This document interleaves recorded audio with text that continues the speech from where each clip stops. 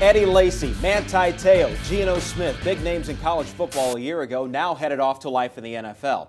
Now we look ahead to the next batch of budding NFL stars, and here to discuss the big names in the game are managing editor Pete Futek and our Alabama insider Chris Stewart. Chris, let's start with you. The big name on everybody's board is Jadeveon Clowney. Now, in all the years you've covered SEC football, how well will Clowney's game translate to the next level? Well, I don't know why it wouldn't. When we talk about Southeastern Conference players, they're going against the best that the college game has to offer. We saw just in the NFL draft how many of those guys move on. So he's basically going against NFL talent in large measure. You look at the size, you look at the speed, the quickness with that speed. Sometimes guys have one or the other. He has both. And it's amazing to me when you look at Steve Spurrier, or the first thought of Spurrier is offense. But I'm not so sure that his best talent in his coaching career hasn't come from the defensive side of the ball, and Clowney is probably going to wind up being the best of the bunch. And here's the thing to watch out for, though.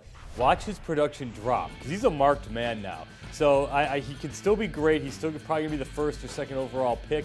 But the knock's going to suddenly be, oh, what happened to him in his junior season? Well, it's going to be because everyone's going to be double and triple teaming him all year. Yeah, Mark Richt at Georgia even said they game planned. Spent a lot of time in the spring trying to defend him. Well, all right, let's talk about a couple of SEC signal callers now. First, Chris, a guy you're very familiar with there in Tuscaloosa, A.J. McCarron, 24-2 all-time with back-to-back titles. Can he perform in the pros? I really think he can, because he can make all the throws. He's got the arm strength. He plays in a pro system under Nick Saban. He has played with multiple coordinators, so he's had a different guy in his ear on a couple of occasions. He'll make that adjustment very well. He understands how to win, clearly, but he's got the physical tools to make that happen, I think, at the next level quite easily. Pete, then there is the Heisman Trophy winner, the undersized yet athletic and fun to watch Johnny Manziel. Well, Russell Wilson sort of changed the game a little bit here, because nobody thought that shorter quarterbacks could actually do much. You got to be Tom Brady, you got to be Cam Newton, you got to be 6'5", 240, have all those tools. And Wilson showed you can play a little bit if you're a baller. Now, Manziel's got to be a much more consistent passer. He can't run at the next level like he does in college. There's going to obviously be a spot for him, but I think there's going to be that argument. Can he play quarterback? Is he a receiver? Is he a running back? Is he a tweener? I don't necessarily know if he's a high-end NFL quarterback. And Pete, I think, too, you're going to see this year the same type thing you talked about with Clowney. This is going to be the marked guy. Nobody knew who he was. I mean, A&M didn't even project him to be their starter 12 months ago. They didn't know that this guy would be Johnny Football. They just thought he would be their starting quarterback and they would grow with him. Nobody projected this.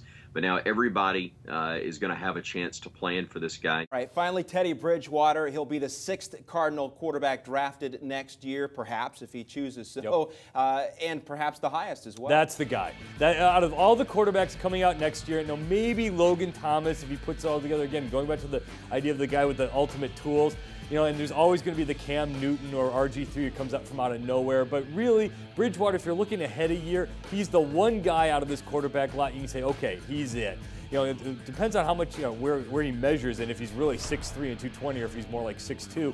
But he's got the arm strength, he's got the moxie, he's got the winning ability, he's got that attitude. He's got everything you think should be there. I think he's going to be a top 15 pick next year. He's also got one of the great defensive minds as his head coach in Charlie Strong that's helping him to know what to look for. And I think that's one of the reasons you've seen his development come along so well, in addition to the physical tools that he obviously has. All right, Chris, thanks very much. Pete, thanks to you as well. Well, those guys just drafted. We're talking about the NFL rookies. Will some of them help your fantasy football team the most next season? It's never too early to ask.